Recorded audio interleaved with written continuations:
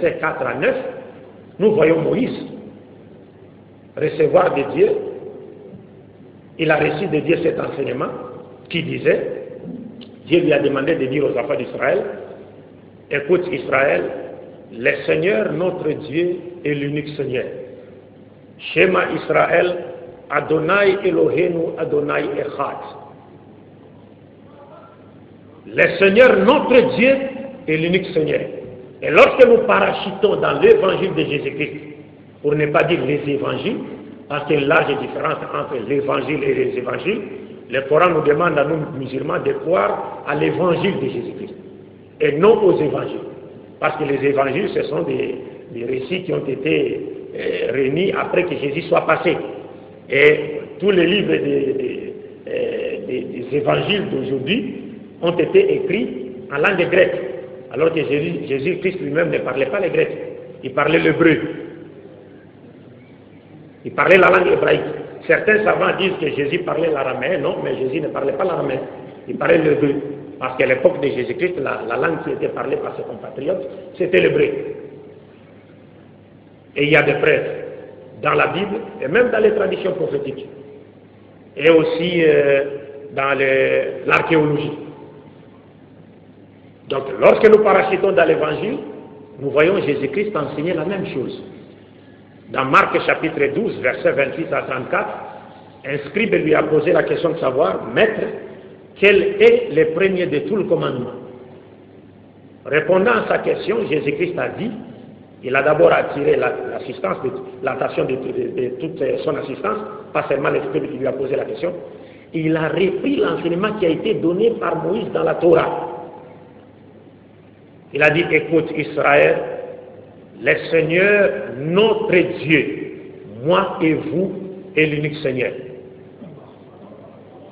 Et tu dois aimer le Seigneur ton Dieu de toute ta force, de toute ta pensée, de toutes tes pensées, de toute ton âme. Et voici le second, tu dois aimer ton prochain comme toi-même. Il a terminé en disant, il n'y a pas de plus grand commandement que ces deux-là. Vous comprenez? C'est-à-dire reconnaître que Dieu est unique, l'aimer de tout son cœur, de toute son âme, de toutes ses pensées et de toute sa force, et aimer son prochain comme soi-même, il n'y a pas de plus grand commandement que ces deux-là. Et ailleurs, Jésus-Christ dans Matthieu 10, il dit quoi? Il dit, toute la loi et tous les prophètes dépendent de ces deux commandements. C'est-à-dire, Dieu n'avait révélé sa loi et n'avait envoyé ses messagers que pour qu'ils nous enseignent ces deux commandements qui établissent les deux relations verticales et horizontales. C'est-à-dire, reconnaître que Dieu est unique, l'aimer de tout son cœur, toute son âme, toutes ses pensées, toute sa force, et aimer son prochain comme soi-même. Des relations pour lesquelles tous les prophètes ont été envoyés. Relation verticale avec Dieu et relation horizontale avec son prochain et la nature qui nous entoure. C'est-à-dire, nous pouvons facilement déduire de cet enseignement de Jésus-Christ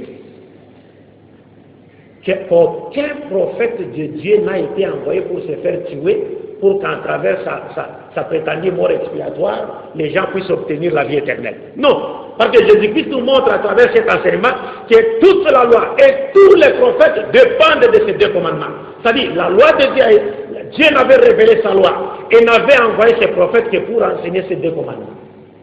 Et non pour qu'ils viennent se faire tuer. Pour qu'à travers la croyance à leur mort, nous puissions obtenir quoi? Le salut. Pas du tout.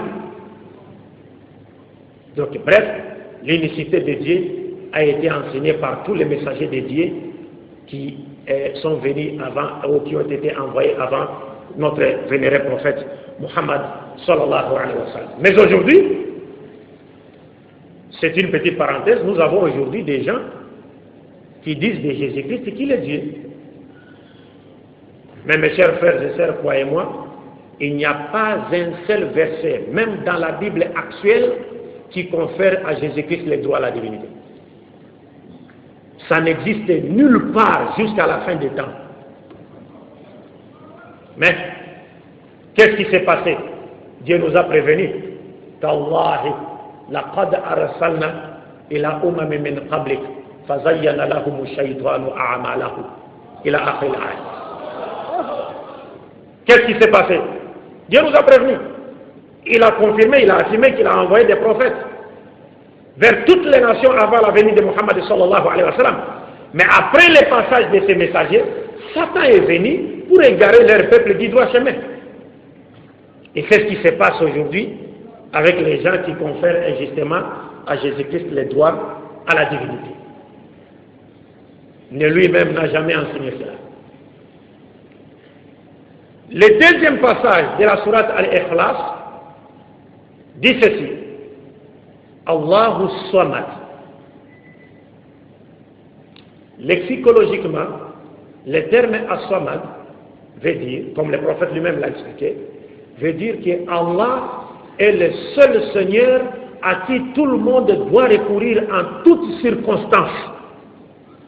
Parce que tous, nous avons besoin de lui et lui n'a besoin de personne.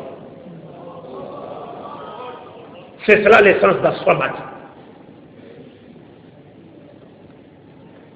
Et le musulman confirme cette vérité au moins 17 fois par jour en disant lors de sa récitation de la sourate Al-Fatiha: Iyyaka na'budu wa iyyaka nasta'in.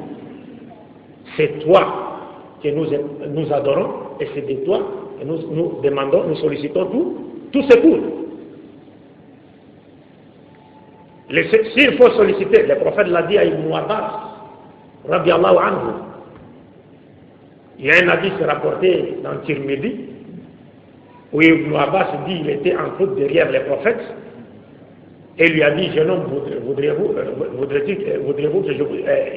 le prophète voulait lui donner un enseignement, n'est-ce pas, à l'intention de tous les musulmans. Et il lui a dit quoi? Je me dois de réciter l'hadith dans sa version française. Je m'excuse. Il a dit ceci. Il dit: jeune homme, je vais t'enseigner des mots. Respecte Dieu, tu le trouveras toujours avec toi. Si tu veux solliciter quelqu'un, sollicite Dieu. Si tu veux demander assistance, demande l'assistance à Dieu. Sache que si tous les hommes s'unissaient pour te rendre un service quelconque, ils ne pourraient pas le faire que dans la mesure où cela aurait été décrété par Dieu.